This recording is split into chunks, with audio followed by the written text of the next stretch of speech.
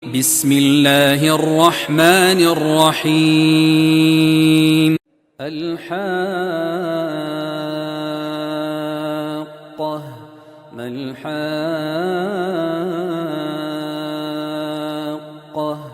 وما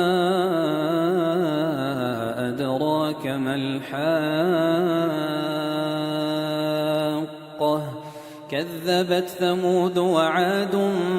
بالقارعة فأما ثمود فأهلكوا بالطاغية وأما عاد فأهلكوا بريح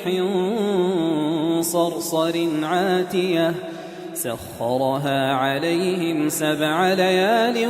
و8 أيام حسوما فترى القوم فيها صرعى كأنهم أعجاز نخل خاوية فهل ترى لهم من باقية وجاء فرعون ومن قبله والمؤتفكات بالخاطئة فعصوا رسول ربهم فأخذهم أخذة رابية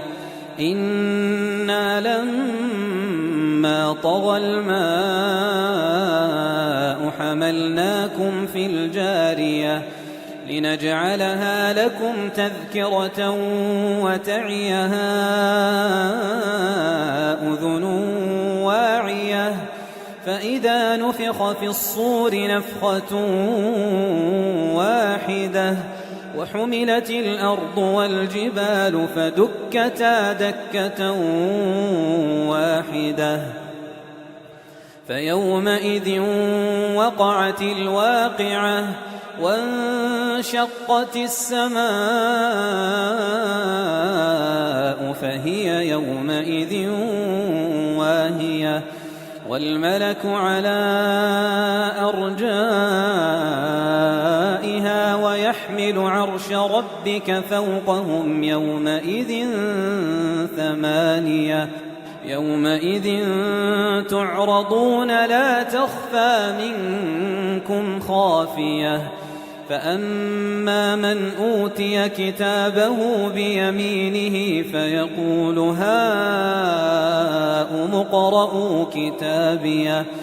إني ظننت أني ملاق حسابيه فهو في عيشة راضية في جنة عالية قطوفها دانية كلوا واشربوا هنيئا بما أسلفتم في الأيام الخالية وأما من أوتي كتابه بشماله فيقول يا ليتني لم أوت كتابيه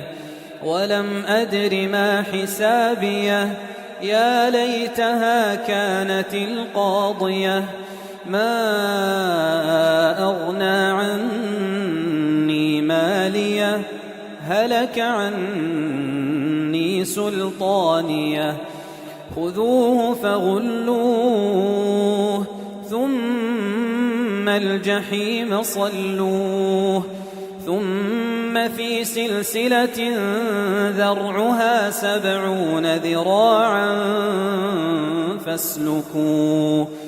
إنه كان لا يؤمن بالله العظيم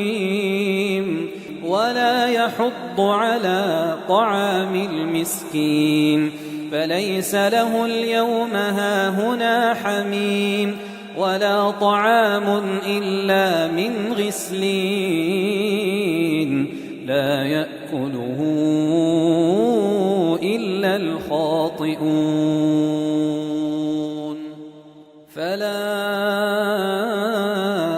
أقسم بما تبصرون وما لا تبصرون إنه لقول رسول كريم وما هو بقول شاعر قليلا ما تؤمنون ولا بقول كاهن قليلا ما تذكرون تنزيل من رب العالمين ولو تقول علينا بعض الأقاويل لأخذنا منه باليمين ثم لقطعنا منه الوتين فما منكم من أحد عنه حاجزين وإنه لتذكرة للمتقين